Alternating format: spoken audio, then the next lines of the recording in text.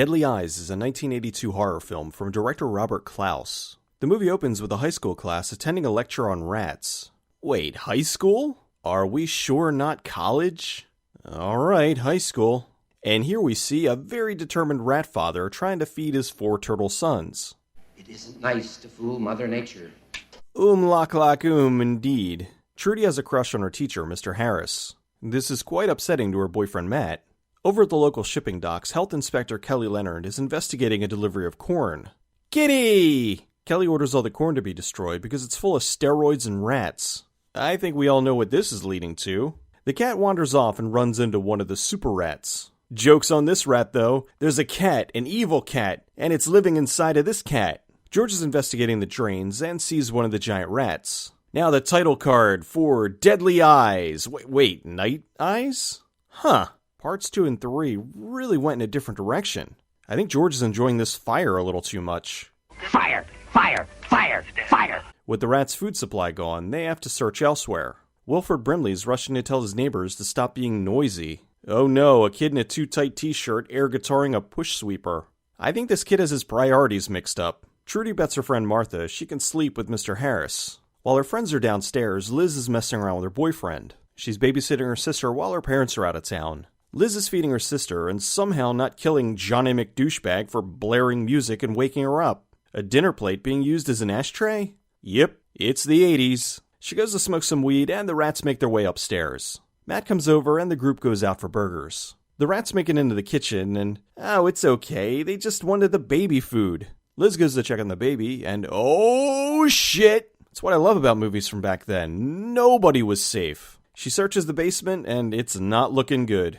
And the rats get her. At the Department of Health, Kelly's talking to her boss. He's mad that she ordered the destruction of all that corn because it pissed off the mayor. 2 of the guys are getting burgers, and Hoserman gets bit by a rat. Instead of going to the hospital, Hoserman goes to practice to show the teacher his gaping rat wound. Harris is showering off, and Trudy surprises him. I have to talk to you. I gather it's something that can't wait till 3rd period? This look could be described as panic boner. She tells him she's in love with him, but he spurs her advances. Mostly.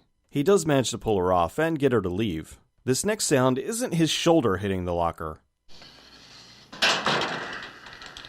Harrison goes to visit Hoserman in the hospital. The doctors tell him the bite looks like it's from a rat, but that's just ridiculous. While there, he meets Kelly, who's investigating what bit him. Old man Henry is walking home after a date. The old guy gets knocked down a stairwell and eaten by a bunch of rats. Oh, I don't think that was supposed to happen. The next day... George, you're half an hour late. Oh, come on, Kelly. The boss has been gone for a long weekend. Besides, Kelly, haven't you ever heard of BPT? Kelly tells George she wants him to investigate some sewer lines for rats. He tells her about the rat he saw yesterday. Harris is spending some time with his son and ran into Kelly. Pretty tall for his age. Won't be long before you have him out in the carts trying out for the pros. No, I don't think so. His defense totally sucks. George is investigating the sewers. He's looking around and, uh-oh. He locks himself in a maintenance area, but they make their way in and have lunch. An old lady's walking home, and that is a lot of weed. Kelly goes to her place, which is guarded by the puppets of my nightmares. Harris is home making the ultimate single guy dinner. Kelly calls Harris and asks him out to dinner. I don't know, I just put a hungry man in the oven. Oh, all right. After dinner, they go to her place, and they sure move quickly. Met this morning in the sack before midnight. The next day, Kelly gets a call about George. They head to talk to the police and have breakfast. Oh, that awkward conversation. Well, the sex was great. Sorry about your dead coworker. She tells him that George warned him about the rats, so they go to talk to his friend, Dr. Spencer, the rat expert. He tells him the rats were most likely the ones from the shipyard. Kelly suggests they guess the rats, but he warns her to make sure the sewer is completely sealed off or the rats will escape into the local populace. 5 minutes later, are you sure this thing's properly sealed off? What? Oh yeah, it's fine. Nothing bad could possibly come from this. Harris goes to head home, and Kelly invites him and his son to the grand opening of the new subway line. Dr. Spencer's in the basement of the museum. These grates seem to have been chewed away by some sort of giant rat. I'll bet it's those lousy kids again. Harris goes to get a shower and finds Trudy broke into his apartment and has been waiting for him. He's trying to kick her out, but she's not making it very easy.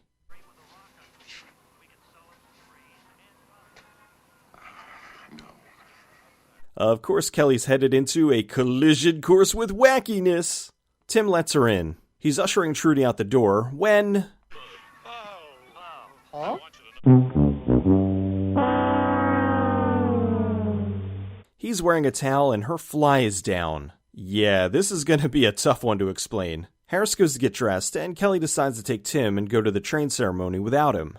Hey, wait, you're abducting my son! Meanwhile, yes, hello, Pipe Owners Monthly? I'd like to renew my subscription. While Harris was outside, he got a phone call from Dr. Spencer warning him about the rats. Back at the museum, even though Spencer knows about the giant rats, he still goes into the basement to investigate a noise. He tries to escape, but gets eaten.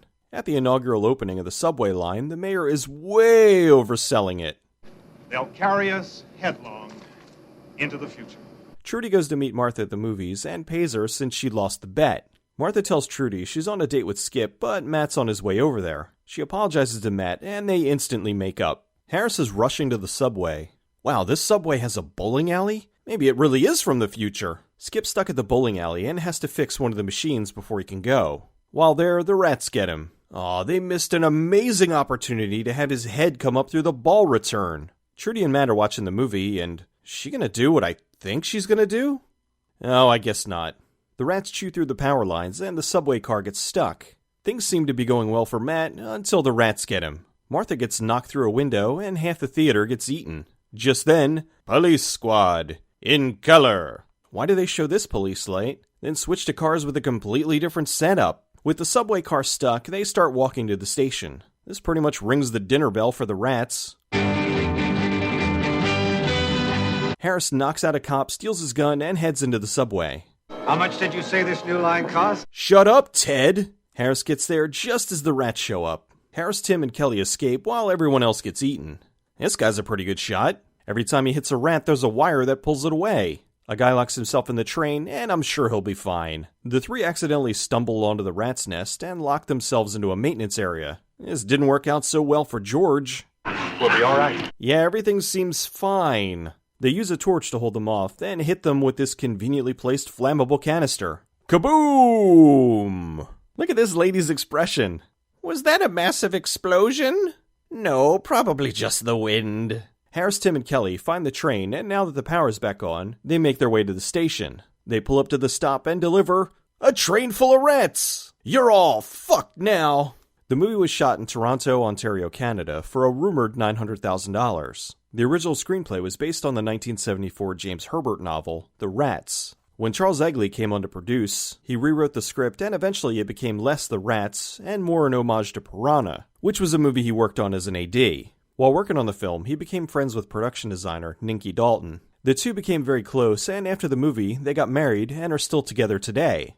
Director Robert Clouse was well known for directing martial arts movies like Enter the Dragon, Black Belt Jones, and Game of Death, which was featured in Deadly Eyes. Doing this movie was a major departure for him, and while he didn't complain about it, he thought it was kinda silly. After this, he'd go on to direct one of the greatest martial arts movies of all time. That's right, Jim Cotta. The rats in the movie were mostly dachshunds and a few terriers wearing rat suits. Each dog had its own custom-tailored suit. To get the dogs to chase after the cast, they stuffed their pockets with dog food and ran away so they'd chase them. The close-ups were all puppets. Since the dogs were barking while running, they had no usable audio and had to add all the rat noises in post. This was one of visual effects veteran Alec Gillis's first jobs. Years later, while working on Alien 3, director David Fincher wanted to put a dog in an alien costume, and Gillis had major Deadly Eyes flashbacks. Scatman Crothers played George. This was the first movie he did after The Shining. In order to keep him happy, the producer Charles Egley said his job was to make sure he had enough weed. Herbert eventually saw the film and hated it, calling it absolute rubbish. Egley went on to work as an executive producer in the crime show Dexter. He had a meeting with writer-producer Tim Schlottman. When they first met, he asked, "Are you that Charles Egley?" and discovered he was a huge horror buff and loved Deadly Eyes. This made him happy because while he's done much bigger productions and won many awards, this movie will always have a special place in his heart because it's where he met his wife. Deadly Eyes is an old-school monster movie, the likes of which we don't see much anymore. We still have monster movies, but they seem to be either overly expensive CG fests or super low-budget CG fests. The dogs in the rat costumes are surprisingly effective, and they look believable for the most part. Definitely better than something like this. While the story is almost beat for beat the original Piranha, it doesn't feel like a ripoff. This takes me back to the good old days of horror, when you could put a dog in a rat suit and scare the shit out of people.